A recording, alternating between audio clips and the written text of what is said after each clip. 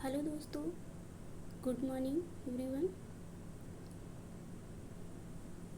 बने रहिए हमारे चैनल के साथ। जैसे कि आप जानते हैं कि हमारा चैप्टर 1 कंप्लीट हो चुका है और जिसे भी चैप्टर 1 नहीं मिल रहा है वो teaching bye Ramdevi ma'am channel पे जाएगा, डिस्क्रिप्शन लिंक पर क्लिक करेगा तो सारे वीडियो उसे दिख जाएंगे और वहाँ से न्यूज़पेपर और तमिलनाडु एंशिएंट हिस्ट्री का चैप्टर 1 मिल जाएगा। तो कल हमने जैसे कि तमिलनाडु चैप्टर 1 कंप्लीट कर लिया था।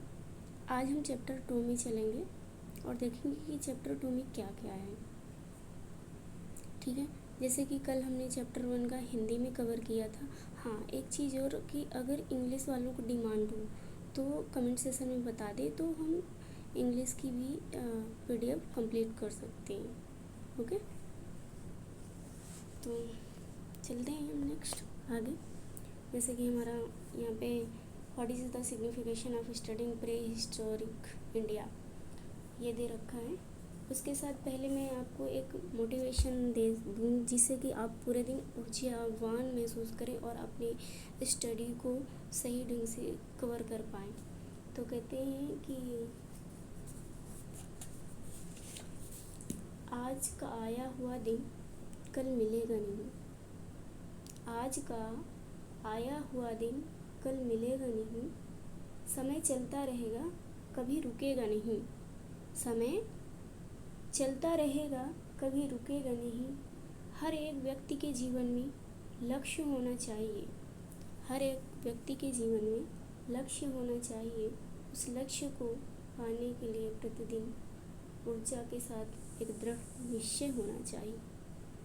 तो अगर आप किसी लक्ष्य को पाने के लिए दृढ़ निश्चय बना लेते हैं, आप उसी डोपामाइन के साथ सोचने लगते हैं तो वो ऊर्जा हार्मोन्स आपके डोपामाइन से निकलने लगते हैं और आपके अंतरात्मा तक वो चेतना पहुंच जाती है जिसे हम अवचेतन बोलते हैं। और उसके साथ आपका मार्गदर्शन और आपका गाइडेंस अपने आप बनने लगता है और आप उस लक्ष्य की ओर बढ़ जाते हैं और आपकी मंजिल धीरे से मिल जाती है। ठीक है, तो चलिए अब हम अपने स्टडी को शुरू करते हैं, कंटिन्यू।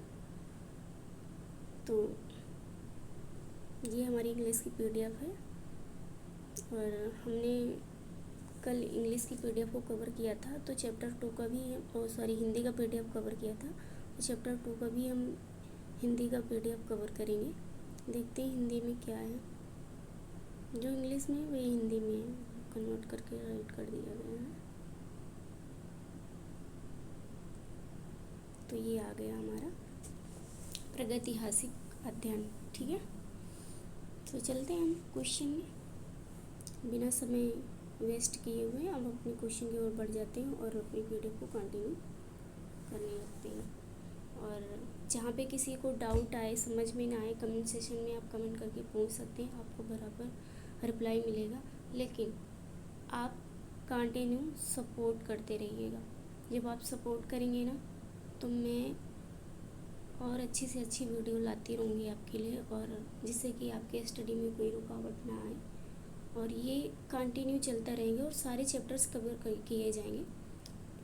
और आप कंटिन्यू बने रहिए चैनल के साथ। लाइक करिए, सब्सक्राइब करिए, सपोर्ट करिए। आप भी पढ़िए, अपने दोस्तों को शेयर करिए और ताकि वो भी पढ़ सके। तो चलते हैं हम आगे। प्रागैतिहासिक भारत का अध्ययन क्यों महत्वपूर्ण है? किसका? प्रागैतिहासिक भारत का अध्ययन क्यों महत्वपूर्ण है? प्रागैतिहासिक भारत प्रारंभिक मानव जीवन, उपकरणों और बस्तियों के बारे में जानकारी प्रदान करता है जो लिखित रिकॉर्ड से पहले के हैं। ये किसके पहले के हैं? लिखित रिकॉर्ड से पहले के हैं। ठीक है,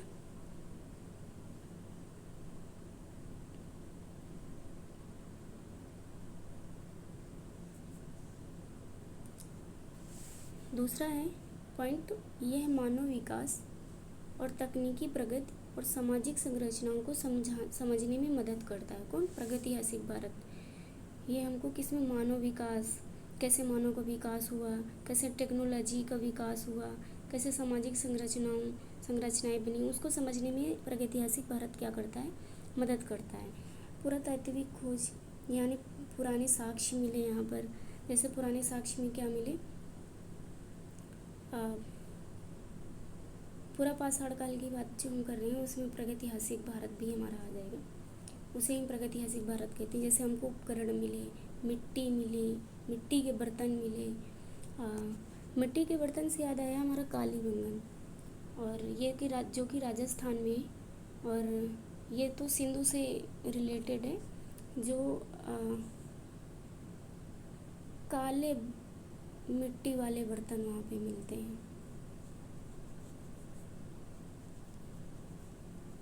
काले मिट्टी वाले चमकदार बर्तन मिलते हैं, ठीक है। कहाँ? राजस्थान में।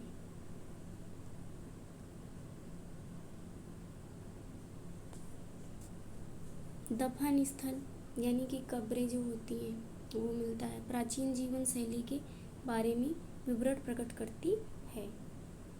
नेक्स्ट हमारा है, भारत में प्रागैतिहासिक काल को कैसे वर्गीकृत किया जाता है। अब प्रागैतिहासिक काल को कैसे वर्गीकृत यानी कि कितने वर्गों में बांटा गया है, इसके बारे में हम देख लेते हैं। जैसे हमारा पैलियोलिथिक, पूरा पाषाण काल हम इसे बोलते हैं। पुराना पाषाण काल नहीं, पूरा पाषाण काल, मतलब कि बहुत जो पुराना हो उसे पूरा पाषाण काल बोलते हैं, इसलिए इसमें पुराना पाषाण काल युग लिखा है।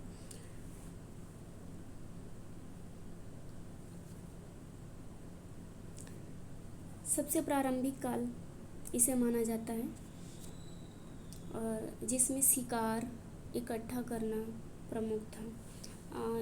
यानी कि जो आदि मानव लोग थे वो शिकार करते थे और उसी मांस को खाते थे, नदियों का पानी पीते थे, तो इसके बारे में बताया गया है। मेसोलिथिक यानी मध्य पाषाण युग, छोटे पाषाण उपकरण, प्रारंभिक घरेलू उपकरण, संक्रमण काल, ये सारे मध्य पाषाण युग में पाए गए हैं। यानी कि जैसे कुल्हाड़ी और शस्त्र वगैरह, जैसे भाला वगैरह जिससे वो शिकार विकार करने जाते थे, घरेलू उपकरण जो पाए गए हैं। तो संक्रमण काल, यहाँ पे बीमारियाँ भी उस टाइम, दमा रोग वगैरह बहुत सारा आने लगा था, तो उसके बारे में बताया है। नवपाषाण युग, नवपाषाण नया पाषाण युग बोला, मतलब नवपाषाण युग, नवपाषाण काल को नया युग बोला जाता है। जैसे वहाँ पे नवपाषाण युग में क्या मिले, कृषि मिली, पशुपालन, स्थायी बस्तियाँ मिली, धातु युग, ताम्र, कांस्य, लोहे का उपयोग। अच्छा, एक होमवर्क आपको है कि आपको ये बताना है कि आग की खोज किस काल में हुई थी, ठीक है। नेक्स्ट है तीसरा क्वेश्चन हमारा, प्रागैतिहासिक वस्तुओं की आयु निर्धारण कैसे किया जाता है, उनकी एज क्या है। प्रागैतिहासिक वस्तुओं की यानी पूरा पाषाण काल के प्राचीन वस्तुओं की एज क्या है, उनकी एज कैसे निर्धारण की जाती थी, इसके बारे में हम पता करेंगे। जैसे हमारा रेडियो कार्बन डेटिंग हो गया। रेडियो कार्बन डेटिंग के कार्बन समस्थानिकों के क्षय को मापने की प्रक्रिया है, ठीक है। डेंड्रोक्रोनोलॉजी, ये लकड़ी की वस्तुओं की आयु निर्धारित करता है। किसकी? लकड़ी की वस्तुओं की आयु निर्धारित करता है। और वृक्ष वृत्तियों की गिनती करता है ये। इसके बाद हम चलते हैं पूरा पाषाण युग में। पूरा पाषाण युग की प्रमुख विशेषता क्या है, इसके बारे में हम जानेंगे। ये 10,000 ईसा पूर्व तक चला। कितने ईसा पूर्व तक? 10,000 ईसा पूर्व तक चला। क्या चला? पूरा पाषाण युग। मानव शिकार इकट्ठा करने वाले थे। मानव शिकार को क्या करते थे? इकट्ठा करने वाले थे और कच्चे पाषाण उपकरणों का उपयोग करते थे, ठीक है। जैसे कि नेक्स्ट है हमारा नेक्स्ट पॉइंट, गुफाओं, चट्टानों, आश्रयों या पत्तों से बनी सरल झोपड़ियों में रहते थे। गुफा बना लेते थे, चट्टान की गुफाओं को बना करके रहते थे, काट करके, पत्तों से बनी सरल झोपड़ियों में रहते थे। अब इनका स्थान देख लेते हैं। स्थान सोआन घाटी कहाँ पर है? पाकिस्तान में है, ठीक है। भीमबेटका कहाँ पर है? मध्य प्रदेश में है। अतिराम्पकम कहाँ पर है? तमिलनाडु है। अच्छा, दक्षिण भारत के नाम में से होते हैं ना कि उनको पढ़ते ही जब पता चल जाता है कि हाँ ये दक्षिण भारत के हैं। नेक्स्ट है हमारा 5वां क्वेश्चन, पैलियोलिथिक युग। पैलियोलिथिक युग का मतलब क्या बताए थे हम? मध्य पाषाण काल। ठीक है, अब मध्य पाषाण काल के बारे में चलेंगे कि इनके प्रमुख उपकरण कौन से थे। ठीक है, बड़े हाथ के औजार, जैसे बड़े हाथ के औजार फॉर एग्जांपल में क्या आ जाएगा? क्लीवर्स, स्क्रैपर्स, फ्लैक्स, ये चीज़ें पाई जाती थी। उपकरण क्वार्टजाइट, उपकरण क्वार्टजाइट क्या होते हैं? एक कठोर पत्थर से बनाए गए उपकरण होते हैं। जैसे कठोर पत्थर थे तो उससे शिकार करने का उनका काम, औजार बनाते थे, काम आता था। पत्थर से जैसे चाकू टाइप का बना लेना, उनके जो हथियार थे वो बना लेना, उन सब से वो शिकार करते थे। शिकार, पेड़ काटने के लिए कुल्हाड़ी बनाए, भोजन प्रसंस्करण के लिए उपयोग होते थे। मेसोलिथिक, मध्य पाषाण युग, सॉरी पैलियोलिथिक मीन्स पूरा पाषाण युग होता है, और मेसोलिथिक मतलब मध्य पाषाण युग होता है।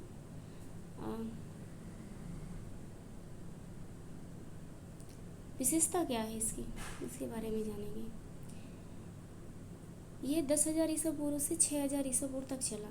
कितने से? 10,000 से 6,000 ईसा पूर्व तक चला। छोटे और तेज पाषाण उपकरण, इसमें छोटे मतलब छोटे और धारदार पाषाण उपकरण बनाए, छोटे और धारदार उपकरण बनाए जाते थे इसमें। ये माइक्रोलिथ्स कहा जाता था, मतलब छोटे छोटे, माइक्रो मतलब क्या होता है? छोटे, छोटा, तो इसलिए माइक्रोलिथ्स कहा जाता है इसको। माइक्रोलिथ्स उपकरण बनाए, जैसे कि यहाँ पे धनुष है, बाण, शिकार के प्रमुख उपकरण बनाए गए। पशुपालन और प्रारंभिक कृषि की शुरुआत हुई इसमें।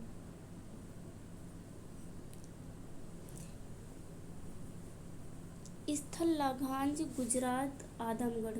स्थल क्या है? लाघांज गुजरात, और गुजरात में पड़ता है। आदमगढ़ कहाँ पे पड़ता है? मध्य प्रदेश में पड़ता है। ठीक है, जैसे कि हम प्रागैतिहासिक काल के बारे में पढ़ रहे हैं तो इतिहास हमारा 3 भागों में बांटा गया है। एक तो प्रागैतिहासिक काल में बांटा गया है, दूसरा हमारा आद्य ऐतिहासिक काल में, और तीसरा हमारा हो गया मानव विकास काल पे बांटा गया। ठीक है, तो प्रागैतिहासिक काल जिसमें कि कोई लिखित विवरण नहीं मिले, और आद्य ऐतिहासिक काल में लिखित विवरण मिले लेकिन कोई पढ़ नहीं सका, इसके बारे में ये बताता। और मानव विकास में इतिहास काल जिसका विवरण लिखित रूप में उपलब्ध है और लोग पढ़ भी लेते थे, मानव विकास काल हो गया। ठीक है, तो इसे हम वो कहते हैं। जैसे कि हमारा नवपाषाण काल में पहिए का आविष्कार हुआ था, उस सारे पूरा पाषाण काल में। और नवपाषाण काल में किसका आविष्कार हुआ था?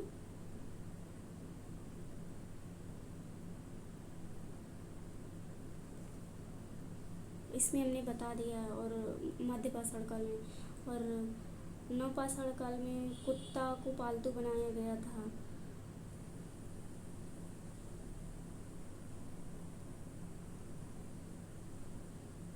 और इसमें जो औजार मिले, ठीक है, उनकी खोज किसने की थी? इसकी खोज रॉबर्ट ब्रूस फुट ने की थी 1863 में। पल्लवरम नामक स्थान पर किया था इन्होंने। पुरापाषाण कलाकृति की खोज हुई थी। ठीक है, मध्य पाषाण काल में किसने खोज की थी? 1867 में हुई थी। C.L. कार्लाइल ने की थी मध्य पाषाण काल के उपकरणों की खोज उन्होंने किया था, जिसमें अस्थिपंजर मानव के निकले थे।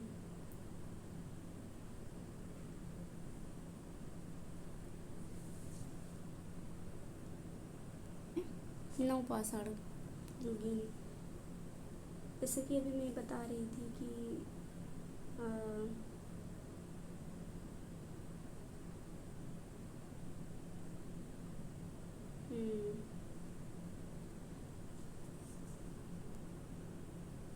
कि नवपाषाण काल में कुत्ता को पालतू बनाया गया। देखते हैं, नवपाषाण काल 6,000 ईसा पूर्व से 4,000 ईसा पूर्व तक चला। इसकी विशेषता क्या है? 6000 ईसा पूर्व। कब से कब तक चला? 6000 ईसा पूर्व से 4000 ईसा पूर्व तक चला। पूरा पाषाण काल 10,000 ईसा पूर्व तक चला, और मध्य पाषाण काल 10,000 से 6,000 ईसा पूर्व तक चला, और नव पाषाण काल 6,000 से 4,000 ईसा पूर्व तक चला। इसमें देखो दिया गया है कृषि और पशुपालन का प्रचलन आगे बढ़ा। कृषि में जैसे कोल्डी हवा मतलब चावल, ये कहाँ पाया जाता था? बिहार में। ये कृषि के साक्ष्य इसके मिलते हैं। चावल,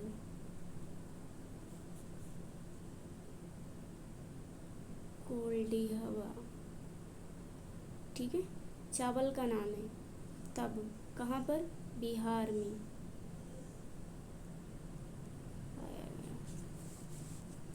तो ये हो गया। जौ हो गया, ये प्रमुख फसलें हैं। गेहूँ हो गया, ये फसलें पाई जाती थी। जैसे कि मेहरगढ़ के पश्चिमी बलूचिस्तान में अवस्थित कृषि अपनाई गई। गेहूँ, जौ, चावल, इन सब के बारे में जानकारी मिलती है। पॉलिश किए गए पाषाण उपकरणों का उपयोग हुआ इसमें। बर्तनों का परिचय। कृषि में क्या क्या मिला? बलूचिस्तान और कहाँ? अफगानिस्तान।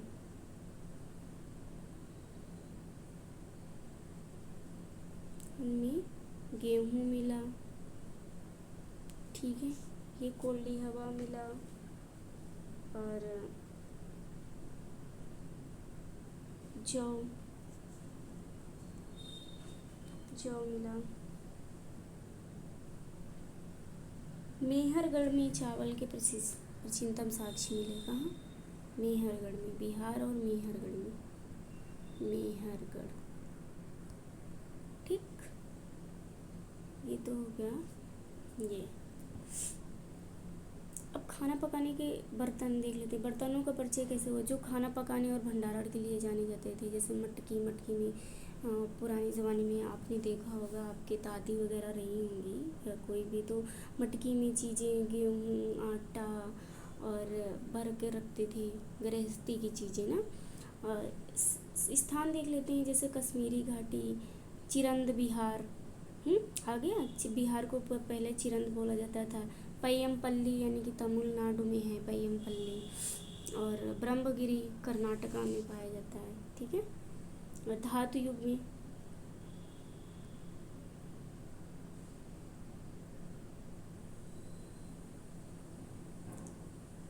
युग में क्या बदलाव है, इसके बारे में हम जान लेते हैं। ताम्र और कांस्य उपकरणों ने पाषाण उपकरणों की जगह ली। कौन? ताम्र और कांस्य उपकरण ने पाषाण उपकरणों की क्या ली? जगह ली, जिसे हम ताम्र उपकरण कहते हैं।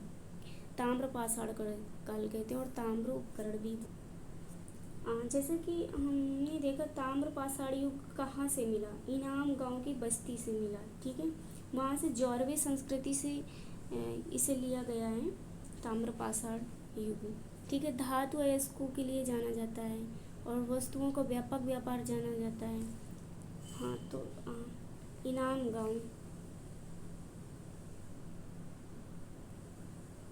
गांव की जौरवे संस्कृति से, ठीक है।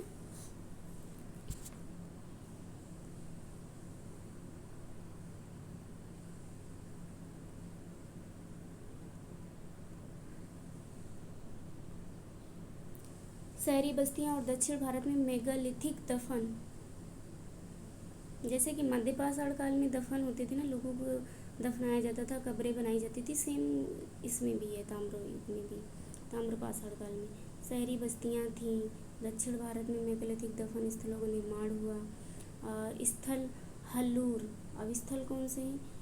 हल्लूर कर्नाटक में पड़ता है, नागार्जुन कोंडा आंध्र प्रदेश में पड़ता है, और आदिचनल्लूर तमिलनाडु में पड़ता है, ठीक है। हड़प्पा सभ्यता क्या है, इसके बारे में हम जानें तो इसे सिंधु घाटी सभ्यता, इंडस वैली सिविलाइजेशन, IVC भी कहा जाता है, जो दुनिया की सबसे पुरानी शहरी संस्कृतों में से एक है, ठीक है। ये 1921 में हड़प्पा पाकिस्तान में पहली बार खोजी गई थी। इसका काल 2300, कहाँ पे? हड़प्पा पाकिस्तान में पहली बार खोजी गई थी 1921 में। इसका काल 2300 ईसा पूर्व से 1750 ईसा पूर्व तक था, ठीक है। अब यहाँ पे हड़प्पा सभ्यता के प्रमुख स्थल कौन से थे, ये देख लेते हैं। ये 1981 में हड़प्पा पाकिस्तान की जो खोज की थी राखलदास बनर्जी ने की थी।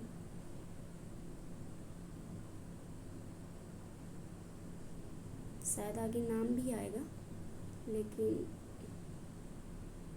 फिर भी मैं बता दे रही हूँ, पता नहीं आएगी। हड़प्पा और मोहनजोदड़ो पाकिस्तान में है। कालीबंगन राजस्थान, बताए थे मैंने, काले मिट्टी के बर्तन चमकदार पाए जाते हैं राजस्थान में। लोथल, ढोलीवीरा, सुरकोटड़ा गुजरात में है। बनावली कहाँ है, हरियाणा में है। ठीक है, जहाँ से कृषि करना शुरू कर दिया हड़प्पा सभ्यता में। हड़प्पा नगर योजना की प्रमुख बनावली में कृषि के साक्ष्य मिले थे ना, कृषि सभ्यता अपनाए थे ये लोग। हड़प्पा नगर योजना की प्रमुख विशेषताएं क्या हैं, अब इसकी हम विशेषताएं जान लेते हैं। ठीक है, ग्रिड प्रणाली क्या है, सड़कें एक दूसरे को समकोण काटती हैं। कैसे काटती हैं, समकोण काटती हैं। किले और निचला नगर क्या है, ऊंचा केंद्रीय क्षेत्र सामान्य लोगों के आवास के लिए जाना जाता था। और जल निकासी प्रणाली, घरों से जुड़े अंडरग्राउंड ट्रेनों की व्यवस्था थी। तब अंडरग्राउंड ट्रेनों की व्यवस्था थी।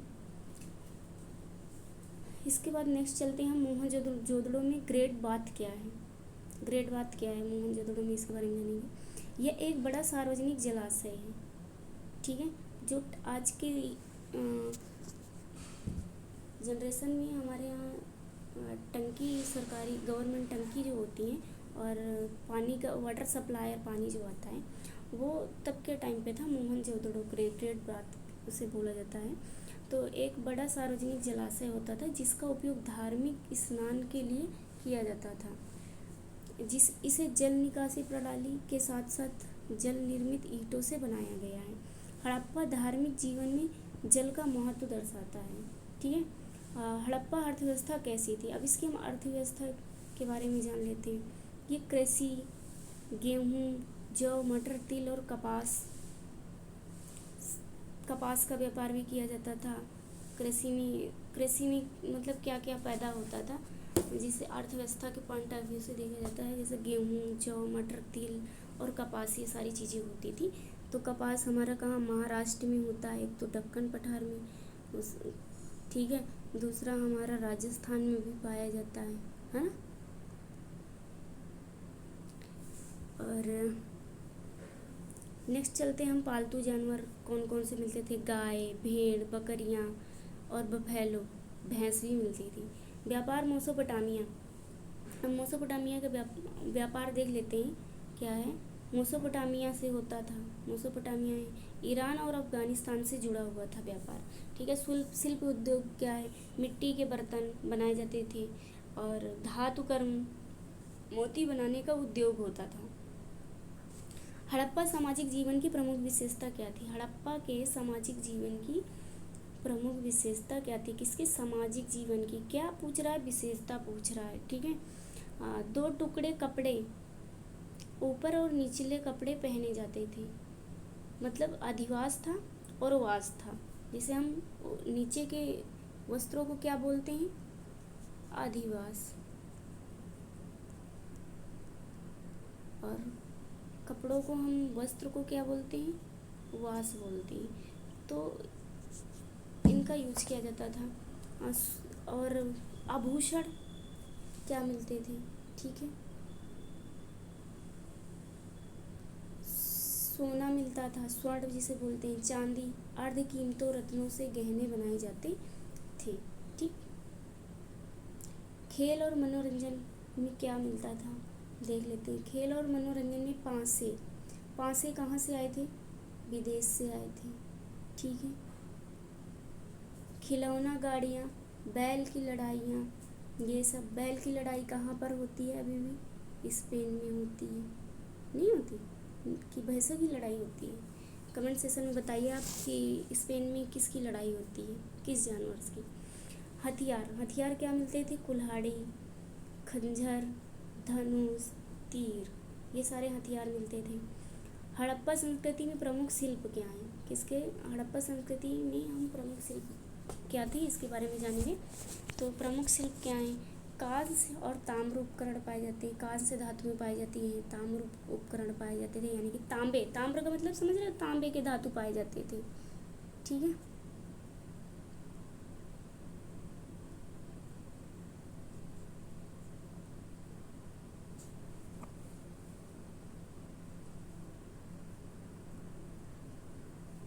तांबे के धातु पाए जाते थे। आधे कीमत रत्नों से मोती बनाना। अर्ध कीमती रत्नों से क्या बनाते थे? मोती बनाते थे। मिट्टी के बर्तन। अब मिट्टी के बर्तन के बारे में देख लेते हैं। लाल और काले रंग के चित्रित डिजाइन वाले, ये देखो लाल और काले रंग के चित्रित डिजाइन। काले रंग के बर्तन कहाँ पाए जाते थे? राजस्थान में पाए जाते थे। और लाल रंग के बर्तन कहाँ पाए जाते थे? आई थिंक महाराष्ट्र में पाए जाते थे। एक बार आप देख लेना और कमेंट सेक्शन में बताना कि लाल रंग के बर्तन कहाँ पे पाए जाते हैं। वस्त्र निर्माण और बुनाई, ये कपास बुनाई का सबसे पुराना प्रमाण है। ठीक है।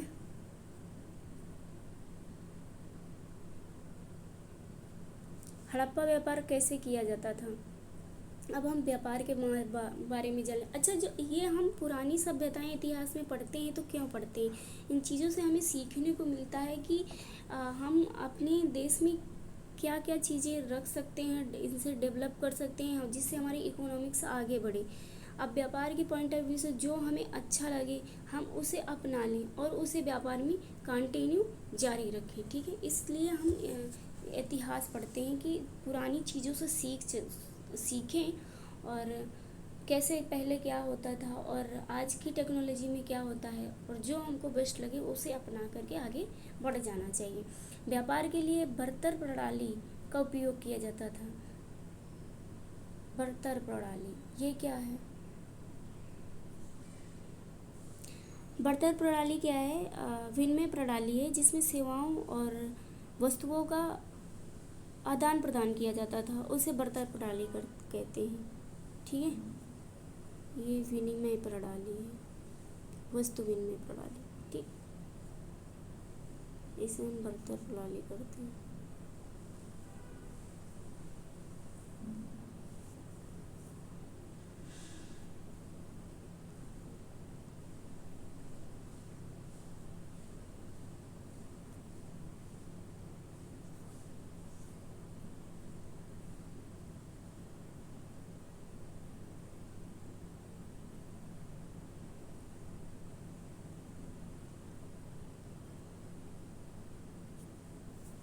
मेसोपोटामिया के साथ व्यापार संबंध हड़प्पा मोहरें पाई जा गई हैं। क्या पाया गया था? व्यापार के समय हड़प्पा मोहरें पाई गई। परिवहन के लिए नाव और गाड़ियों का उपयोग किया जाता था।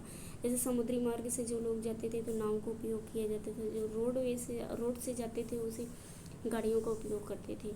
हड़प्पा लिपि कैसी थी?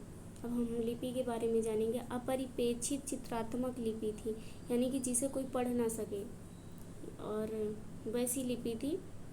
अच्छा, आज तक पहले भी कभी नहीं पढ़ पाए कोई, और आज भी नहीं कोई पढ़ पा रहा है। अभी तक कोई ऐसा आया ही नहीं कि जो हड़प्पा लिपि को पढ़ सके। 400 से 600 प्रतीक पाए गए हैं इसके। दाएं से बाएं लिखी जाती है। कैसे लिखी जाती है? दाएं से बाएं लिखी जाती थी। कुछ विद्वान इसे द्रविड़ भाषाओं से जोड़ते हैं। ठीक है। हड़प्पा मोहरों में क्या चित्रित होता था? मोहरों में चित्र क्या बने रहते थे? जो उनके सिक्के थे उसके बारे में कहते। पशुपति इनके देवता है ना, प्रोटोशिव योग मुद्रा में बैठे हैं। ठीक है।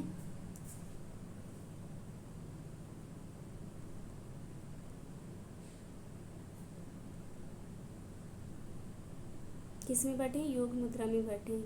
यूनिकॉर्न बैल, हाथी जैसे जानवर पाए जाते थे। व्यापार और प्रशासनिक उद्देश्यों के लिए इस्तेमाल होती थी। ठीक है। हड़प्पा के प्रमुख धार्मिक विश्वास क्या थे?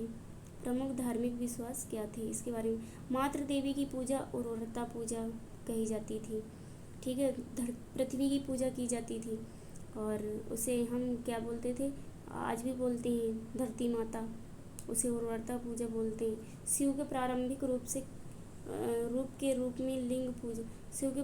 रूप में लिंग की पूजा होती थी। ठीक है। शिवलिंग, जो आज भी शिवलिंग की पूजा हो रही है। पवित्र पेड़, वहाँ पे जो देवी देवताओं के रूप में प्राकृतिक नेचर था, ठीक है, उनकी पूजा करते थे। जैसे सूर्य भगवान की पूजा करते थे, पवित्र पेड़ जानवरों की पूजा करते थे। मूर्ति पूजा नहीं पाई गई है आईवीसी में। आईवीसी सभ्यता में मूर्ति पूजा नहीं होती थी, नेचुरल प्राकृतिक पूजा पाई जाती है। हड़प्पा की दफन प्रथाएं क्या हैं?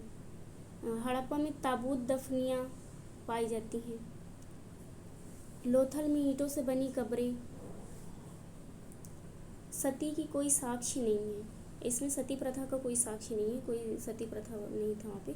लोथल का महत्व क्या है? मेसोपोटामिया के साथ प्रमुख व्यापार थे, ठीक है, मेसोपोटामिया के साथ प्रमुख व्यापार केंद्र थे। बंदरगाह के निर्माण से उन्नत समुद्री व्यापार के संकेत मिलता है। मोती बनाने का उद्योग क्या था? हड़प्पा सभ्यता का पतन कैसे हुआ? इसमें लोथल में मोती बनाने का उद्योग भी मिलता था, ठीक है। हड़प्पा सभ्यता का पतन कैसे हुआ? संभावित कारण जलवायु परिवर्तन, नदियों का सूखना, जलवायु मानसूनी परिवर्तन, नदियों का सूखना, बाढ़ और भूकंप, ये सारे क्या होते हैं, ये इसके मतलब पतन होने का कारण है, ठीक है। आर्य आक्रमण का सिद्धांत विवादास्पद, ये भी जाना जाता है कि इसके कारण भी इसका पतन हुआ। हड़प्पा की कलात्मक उपलब्धियां क्या थीं? मोहनजोदड़ो से डांसिंग गर्ल की कांस्य मूर्तियां, मानव और जानवरों की टेराकोटा मूर्तियां, ज्यामितीय डिजाइनों के साथ चित्रित बर्तन। मोहनजोदड़ो से डांसिंग गर्ल मिली, ठीक है, जो कि कांस्य मूर्तियाँ, कांस्य की प्रतिमा में पाई गई है, कांस्य की प्रतिमा, ठीक है। मानव और जानवरों के टेराकोटा मूर्तियाँ मिली हैं, डिज़ाइनों के साथ चित्रित बर्तन बनाए गए।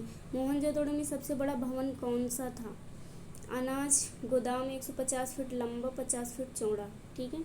मोहनजोदड़ो में सबसे बड़ा भवन ये था और इसका उपयोग खाद्यान्न भंडारण के लिए होता था। ये तो बहुत ही अच्छा था। क्या हड़प्पा के पास कोई राजा या शासक था? ये देख लेते हैं। राजतंत्र का कोई स्पष्ट प्रमाण इसमें नहीं है, सभी अपने घर के राजा थे, ठीक है।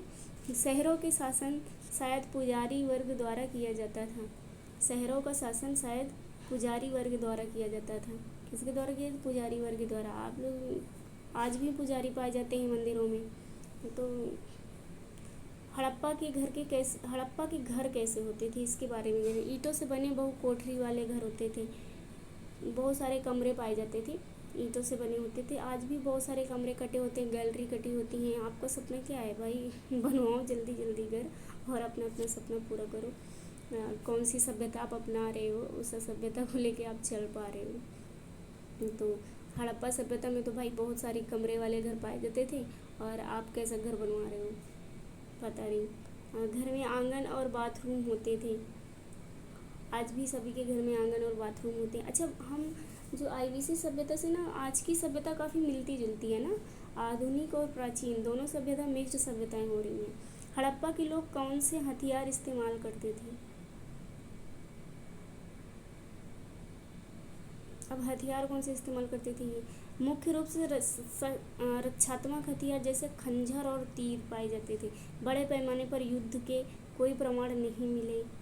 हड़प्पा लिपि को समझने में क्या चुनौतियाँ आई? अब इसकी समस्याएं हम देख लेते हैं। क्या चुनौतियाँ? द्विभाषी अभिलेखों की कमी है, की कमी के कारण मोहरों पर छोटे अभिलेख पाए जाते हैं।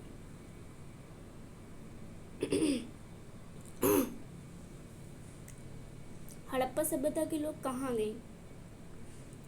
कुछ लोग गंगा घाटी में जा सकते थे। हड़प्पा सभ्यता की धरोहर क्या थी? अब इसकी हम धरोहर के बारे में जान लेते हैं। शहरी योजना, जल निकासी,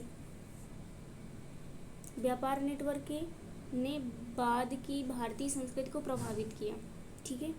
शहरी योजना तो वहाँ पे पाई जाती थी जिसे हम नगरीय योजना बोलते हैं। जल निकासी भी थी, नालियों के द्वारा जल निकासी की जाती थी, ठीक है। वहाँ पे नालियाँ बनी थी, नालियों के द्वारा जल निकासी। और व्यापार नेटवर्क ने बाद की भारतीय संस्कृति को प्रभावित रखा, यानी कि व्यापार क्या करता है कि पर्यटन और व्यापार क्या करता है कि एक दूसरे को की संस्कृति का आदान प्रदान करती है, ठीक है। अगर यहाँ पे कोई पर्यटन आ रहा है तो हमारे देश की संस्कृति सीख के जाता है और अगर हम उनके देश जाते हैं तो उनके देश की संस्कृति सीख करके यहाँ आते हैं। और जैसे कि आज दिख ही रहा है कि कितना सारा कल्चर, वेस्टर्न कल्चर आ गया है इंडिया में, और इंडिया और विदेशी लोग इंडिया के कल्चर को तो बहुत ही पसंद करते हैं, और है भी हमारा इंडिया इतना खूबसूरत, तो क्यों ना पसंद करेंगे। कई प्रथाएं और इतनी अच्छी संस्कृति हमारे इंडिया की है। नेक्स्ट पॉइंट पे चलते हैं। कई प्रथाएं वैदिक और बाद की भारतीय सभ्यताओं में जारी रही है। तो आज का चैप्टर 2 कंप्लीट हो गया, और नेक्स्ट डे हम चैप्टर 3 लेकर के आएंगे।